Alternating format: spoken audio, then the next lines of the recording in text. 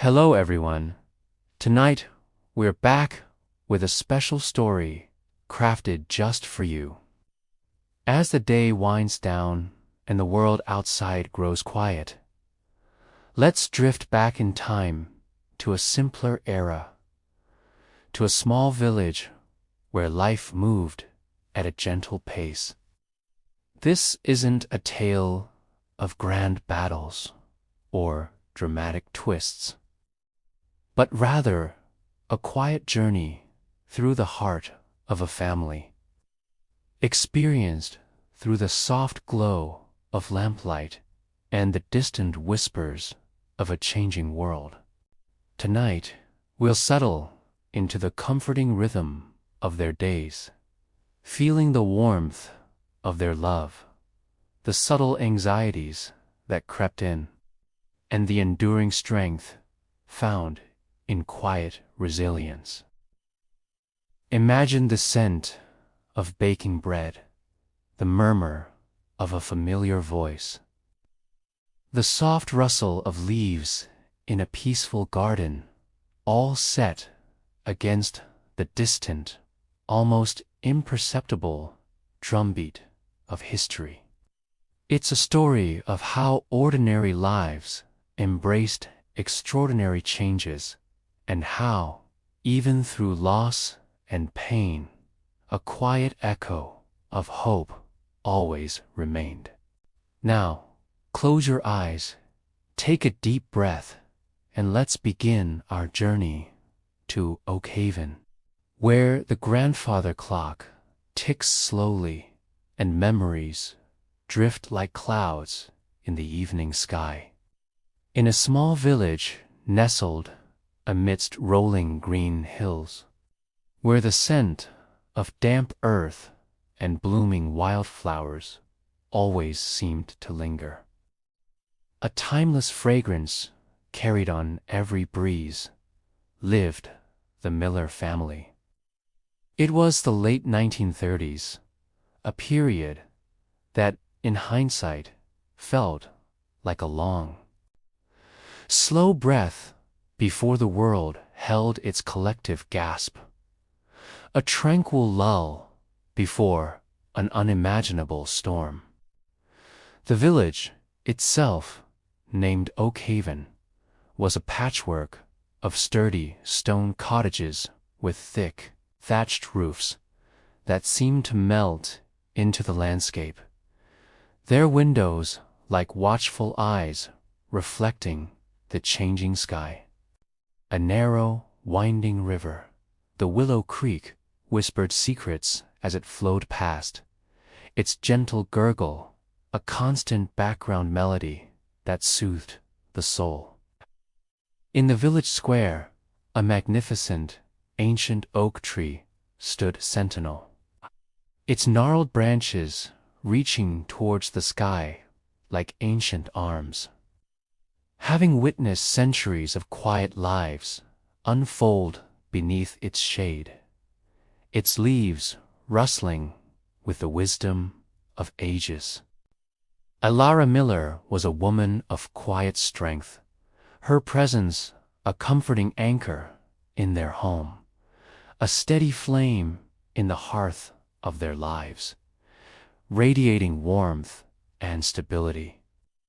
Her hands were always busy, a blur of motion and purpose, whether kneading dough for the weekly bread, the rhythmic thump-thump-thump of her palms against the worn wooden board, a familiar, soothing sound in the kitchen, filling the air with the promise of sustenance, or mending a tear in her husband Thomas's workshirt, her needle flashing with practiced ease, weaving new life into worn fabric, a metaphor for her constant care.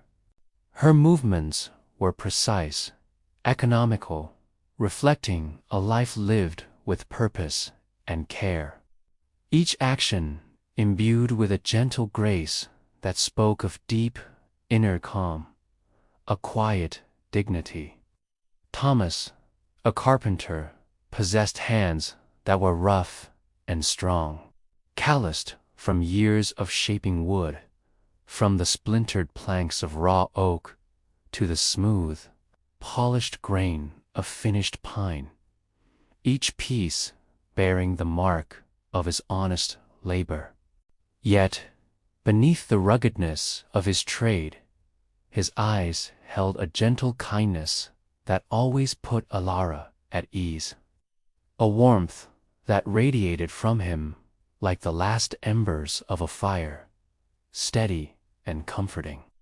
He often smelled of sawdust and pine, a comforting, earthy scent that filled their small cottage, mingling with the aroma of Elara's cooking. The faint, sweet scent of dried lavender from the sachets in the linen cupboard, and the subtle, clean smell of fresh laundry drying by the hearth. They had 2 children, young Arthur, a boy with a mop of unruly brown hair that perpetually fell into his bright, curious eyes, always crinkling at the corners when he smiled, a spark of mischief and wonder in their depths. He possessed an insatiable curiosity for the world beyond their garden gate, always asking why and how. His questions, a constant, lively hum in the house, a testament to his eager mind, always seeking to understand. And then there was little Clara, a girl with bright, watchful eyes, often lost in her own world, a quiet observer who loved to sit by the window and draw the shifting shapes of the clouds, her small fingers smudged with charcoal, her imagination soaring with the ethereal forms in the sky, creating worlds on paper. Their life was a tapestry woven with simple, enduring threads, each day a new stitch in the familiar, comforting pattern that brought a sense of security and belonging, a feeling of deep-rooted peace. The rhythmic ticking of the grandfather clock in the hall, a steady heartbeat in the quiet house, marked the passage of time in gentle, unhurried increments, a constant reminder of the flow of life. The distant bleating of sheep on the hills, carried on the gentle breeze that rustled through the open windows, was a pastoral symphony, a lullaby of the land, a sound that spoke of timelessness. The murmur of Thomas's voice reading the evening paper by the flickering lamplight, his spectacles perched on his nose, was a prelude to the quiet hours of reflection and shared silence.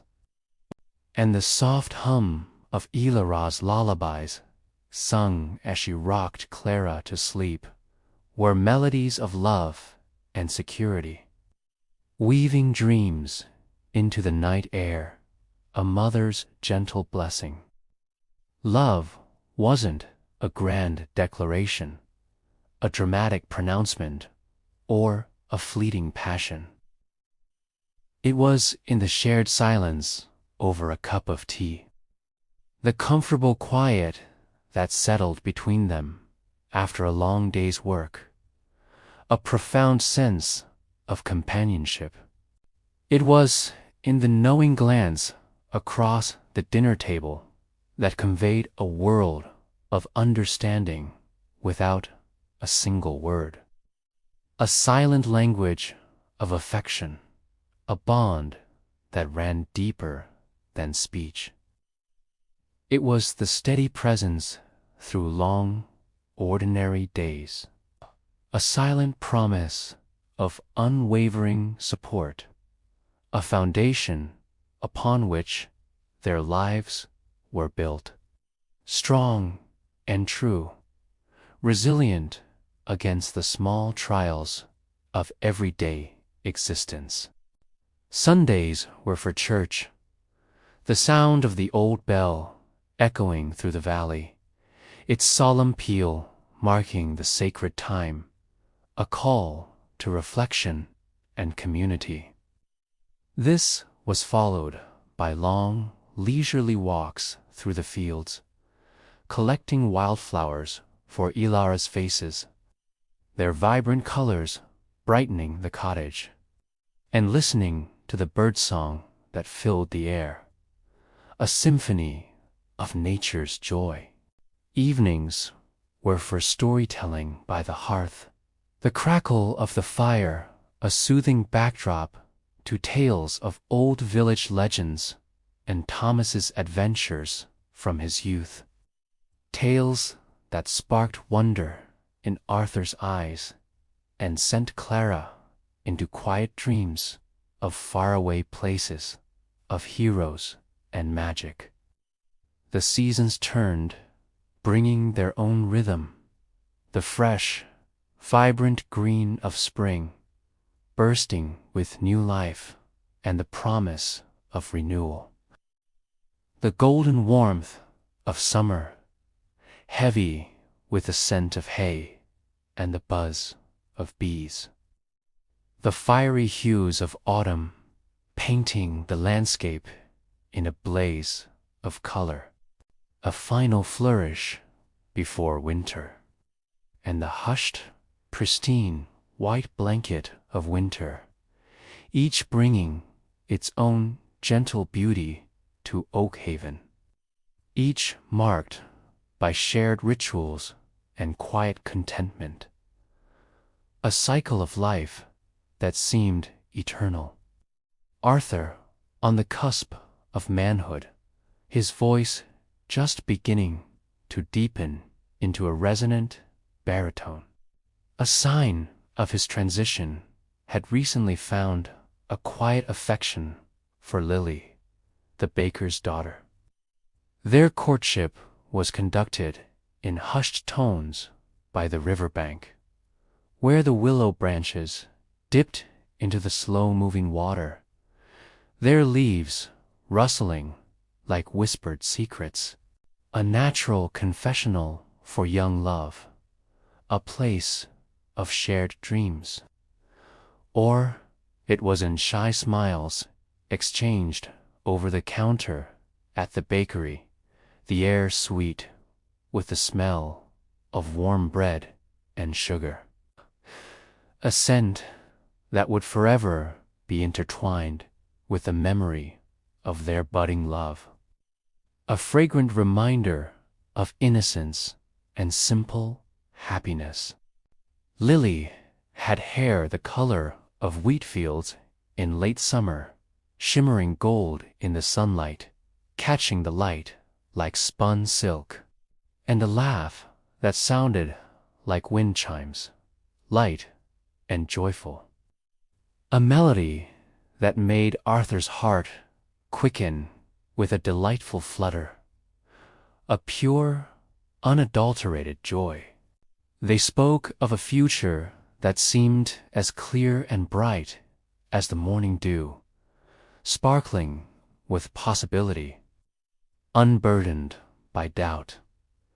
A small house with a climbing rose bush by the door, its petals spilling over the porch in a cascade of color, a symbol of their growing love. Children with Arthur's curious eyes and Lily's gentle smile, their laughter filling the rooms with new life, new hope, and a life lived within the comforting rhythm of the village, surrounded by familiar faces, a continuation of the peace they had always known, a legacy of quiet happiness. Their love was a delicate bud, slowly unfurling in the gentle warmth of pre-war peace. A promise whispered between two young hearts, a quiet dream of forever, built on shared glances and unspoken understandings, on the simple joy of being together. They imagined Sunday picnics by the creek, shared chores in their own garden, the feel of the earth beneath their hands, and the simple, profound joy of growing old together in a place, their roots deepening with each passing year, like the ancient oak in the square. Then the whispers began. Distant rumblings, like thunder on a clear day, grew louder, carried on the wind from far-off lands, disrupting the peaceful hum of their lives, a discordant note in the village's harmony that sent shivers down their spines. News from abroad, once a distant echo in the daily papers, a mere curiosity confined to the back pages, started to seep into their quiet lives, disturbing the tranquility, casting long shadows that stretched across their familiar world. Thomas would read the headlines with a furrowed brow, his usual calm demeanor replaced by a growing unease, a shadow crossing his face that Elara instantly recognized as worry, a deep, paternal concern. Elara would listen, her hands still in her lap, her knitting needles lying idle, her gaze fixed on something unseen beyond the window. A silent dread beginning to settle in her heart, tightening its grip with each passing day, a cold knot in her stomach that grew heavier with every news report. The village, once a haven of timeless routine, began to stir with an unfamiliar anxiety, a subtle shift in the air, a tightening of smiles, a quiet tension that permeated every conversation, every interaction, like an invisible shroud. Neighbors gathered in hushed groups in the square, their voices low, discussing events that felt too vast, too terrible to truly comprehend, the names of distant cities becoming chillingly familiar, synonymous with conflict, with destruction. The innocence of Oakhaven began to fray at the edges like an old blanket worn thin by time, revealing the harsh reality beneath. A world far less gentle than their own. One crisp autumn morning, the air sharp with the scent of fallen leaves and wood smoke. The inevitable arrived, a stark intrusion into their peaceful existence, a brutal awakening. Arthur, barely 18, stood before his parents, his uniform stiff and unfamiliar on his slender frame, the rough wool scratching at his neck, a stark contrast to his usual comfortable homespun clothes, making him seem older, more distant. His youthful swagger was gone, replaced by a solemn bearing, a quiet determination. His eyes, usually so full of youthful dreams and mischievous glint, held a new, unsettling seriousness, a maturity forced upon him too soon by the weight of the world, by the inexorable call of duty that echoed across the land. Lily stood beside him, her face pale, her lips pressed into a thin line, Her usual rosy cheeks drained of color, leaving her looking fragile, almost translucent. Her hand clutched a small, embroidered handkerchief that she twisted nervously, her knuckles white.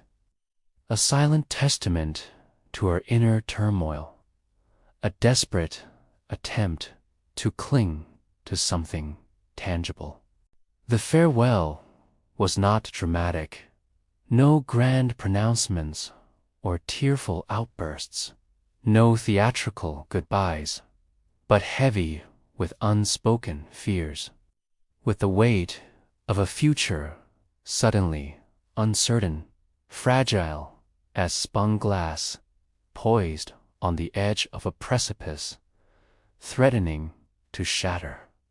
Elara held her son tightly, pressing a kiss to his temple, trying to imprint the feel of him, the scent of him, the very essence of him into her memory, as if to store it for a time when she might need it most.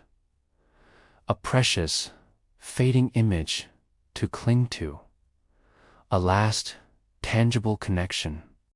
Thomas gripped Arthur's shoulder, his strong hand trembling slightly, his voice thick with unsaid words of caution and love, a silent plea for his son's safe return, a hope that felt increasingly desperate, almost a prayer whispered into the autumn air. Clara, now a little older, but still too young to fully grasp the enormity of it, simply clung to her brother's leg, her small face tear-streaked, her understanding limited sadness of separation, the loss of her playful companion. Colder, Arthur looked back one last time, a fleeting smile, a wave that was more a tremor of his hand, a silent goodbye that spoke volumes. And then he was gone, swallowed by the winding road that led out of the village, disappearing into the mist of an uncertain dawn, leaving behind an aching void that echoed in their hearts. The war became a constant, unseen presence, a shadow stretching over every aspect of their lives, darkening even the brightest days, a pervasive gloom that seeped into their very bones. Letters from Arthur were sparse, brief and heavily censored, the blacked-out lines speaking volumes about the unspeakable horrors he was forbidden to describe, hinting at a world of unimaginable suffering, a reality too grim for words. They spoke of rain, of waiting, of the endless mud that clung to everything, of the camaraderie of his fellow soldiers, of shared cigarettes and whispered jokes in the quiet moments between bombardments, fleeting glimpses of humanity amidst the chaos, small islands of normalcy in a sea of madness, but never of the true horrors he witnessed, the fear that gnawed at him, the nightmares that haunted his sleep. Elara would read each word, tracing the letters with her finger, searching for hidden meanings, for assurances that weren't there, for a hint of the boy she knew, a sign that he was still whole, his spirit unbroken, his innocence intact. Every knock at the door sent a jolt of fear through her heart, a sudden tightening in her chest, a sickening lurch in her stomach, anticipating the worst, bracing herself for the inevitable. Every distant siren, a chilling reminder of the fragility of their peace, of the danger that could descend from the sky at any moment, shattering their quiet lives, bringing the war directly to their doorstep. The nights were long, filled with restless sleep and the silent prayers she whispered into the darkness. Her rosary beads clutched tight in her hand, her faith a fragile comfort in a world gone mad. Life in the village changed profoundly, adapting to the harsh realities of wartime, a collective effort of endurance and quiet resilience. Rationing became a way of life, a constant challenge to make do with less, to stretch every meager portion, every drop of oil. Sugar was a luxury, meat a rarity, and even simple comforts became precious, savored with a new appreciation. Gardens were tended with renewed fervor, every potato and cabbage a small victory against scarcity, a testament to their resilience and determination to survive, to feed their families. The nights were often dark, the windows blacked out against potential raids, the familiar starlight hidden behind thick curtains, replaced by an oppressive, artificial gloom that made the world feel smaller, more confined, more dangerous. The laughter of children seemed softer, more subdued, tinged with an awareness of the world's harshness. Their games played with a new seriousness, mimicking the adult world around them, reflecting the solemnity of the times. Lily, her usual bright demeanor dimmed, her youthful sparkle faded, worked tirelessly at the bakery, her hands moving mechanically, kneading dough, shaping loaves, her movements automatic, her mind elsewhere, lost in thought. Her gaze often drifted towards the road Arthur had taken, a silent vigil, a desperate hope that he would one day reappear, walking back into her life just as he had left it. She waited, as did Elara, with a patient, aching hope that sometimes felt like a burden, a heavy weight on their shoulders, sometimes like the only thing keeping them going. A fragile flame in the darkness that refused to be extinguished, a beacon in the storm. The community pulled together, sharing what little they had, finding solace in shared hardship and quiet acts of kindness. A bond forged in adversity that strengthened their resolve, creating a tapestry of mutual support. They gathered for news, for comfort, for the shared burden of waiting. Their lives intertwined in a common struggle against an unseen enemy. The pain of absence was a dull, constant ache, a persistent throb beneath the surface of their daily lives, a phantom limb that was always there, a reminder of what was missing, a void that could not be filled. It was in the empty chair at the dinner table, a gaping void where Arthur's boisterous laughter used to be, now filled only with silence, a silence that amplified their grief, making his absence even more palpable. It was in a silence that filled his room, his books gathering dust on the shelf, his worn shoes still by the door, waiting for feet that would never return, a poignant testament to a life interrupted, a future stolen. It was in the way Elara would sometimes pause, her hands in the dishwasher, lost in thought, a faraway look in her eyes, her mind drifting to distant battlefields, imagining the unimaginable, the horrors her son might be facing. Loss, for them, was not yet a sudden, shattering blow, but a slow, creeping erosion of certainty. A gradual fading of hope, a constant draining of vitality, leaving them feeling hollowed out, empty.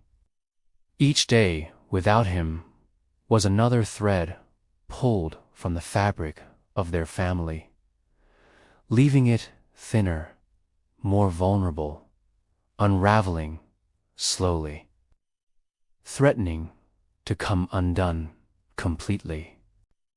Then came the telegram.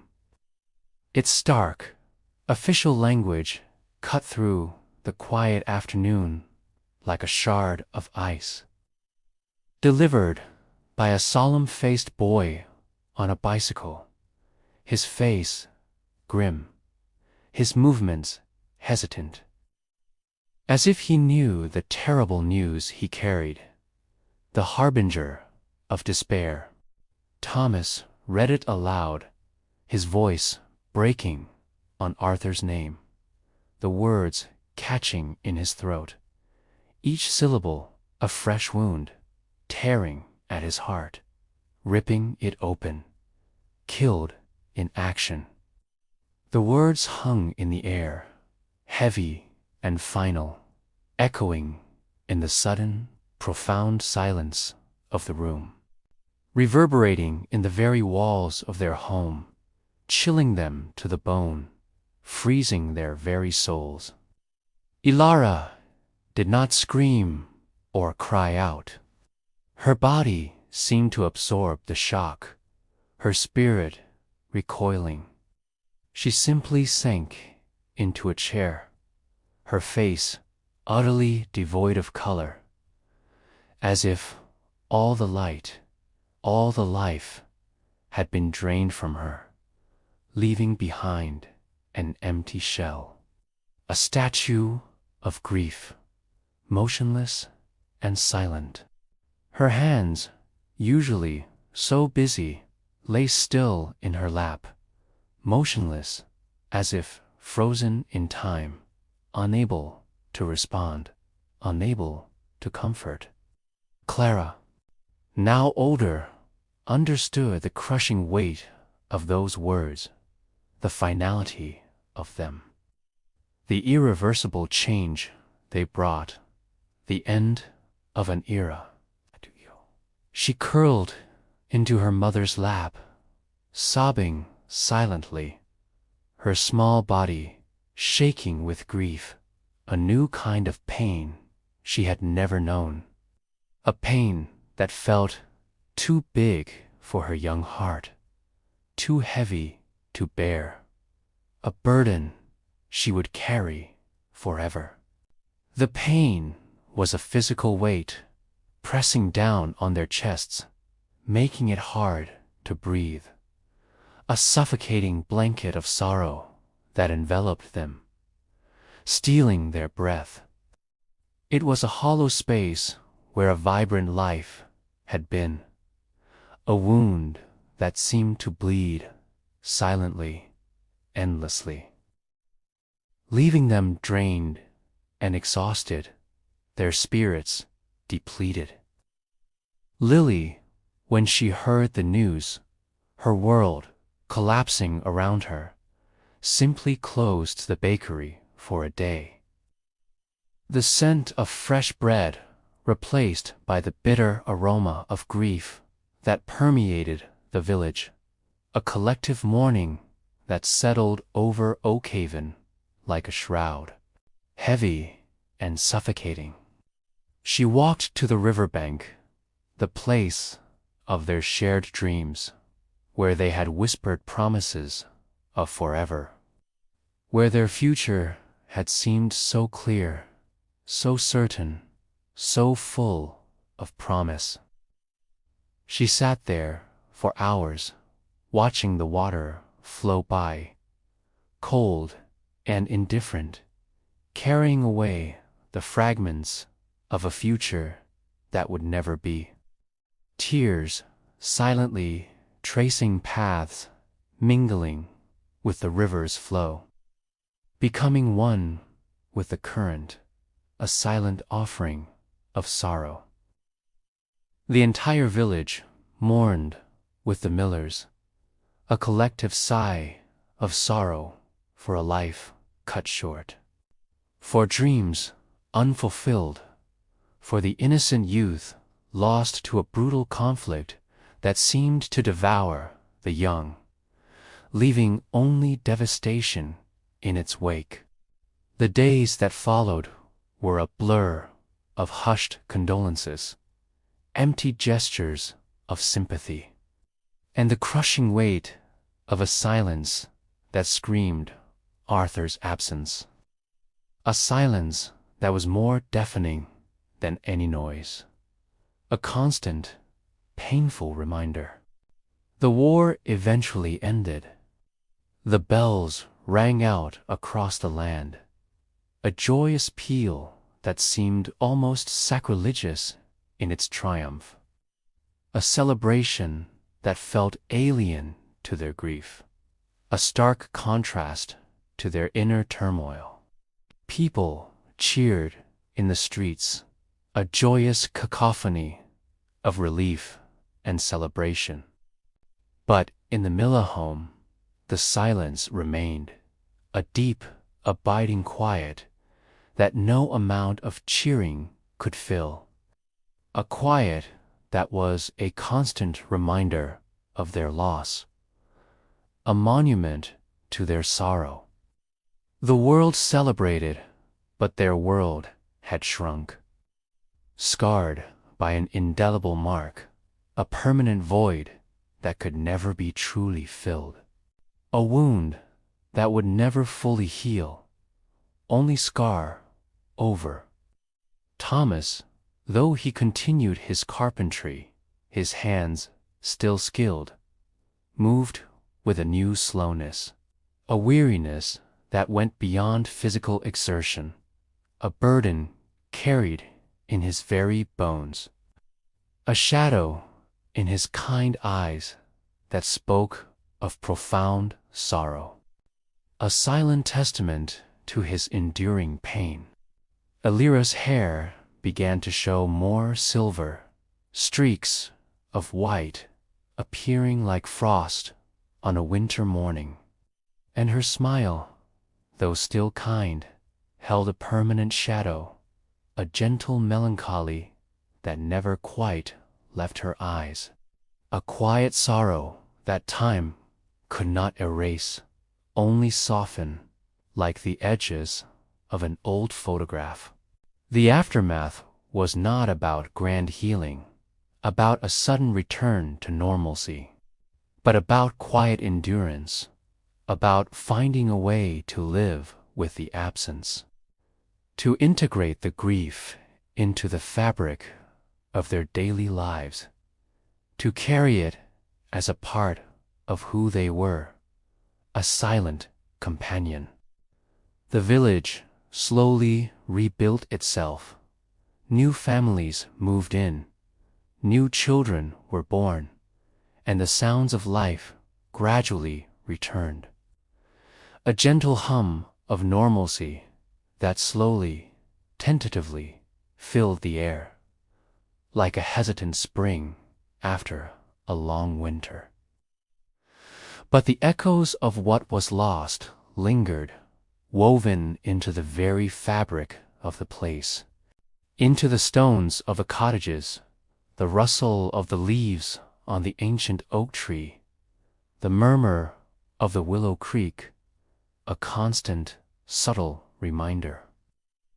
Lily eventually left the village, seeking a new life elsewhere, a place where the memories wouldn't be so sharp, where every corner didn't hold a ghost of what might have been, a constant reminder of a love that was, and then was not. She carried her memories like precious, fragile things, forever etched into her heart. A silent testament to a love lost too soon. A love that would forever remain a beautiful, painful memory, a bittersweet echo. She never forgot Arthur, nor the brief, beautiful dream they had shared. A dream that had blossomed and withered in the shadow of war. A poignant tale of what might have been a life unlived. Years turned into decades, each one bringing new changes, new seasons, new faces, the relentless march of time, carrying them further from the raw pain, but never truly away from the memory.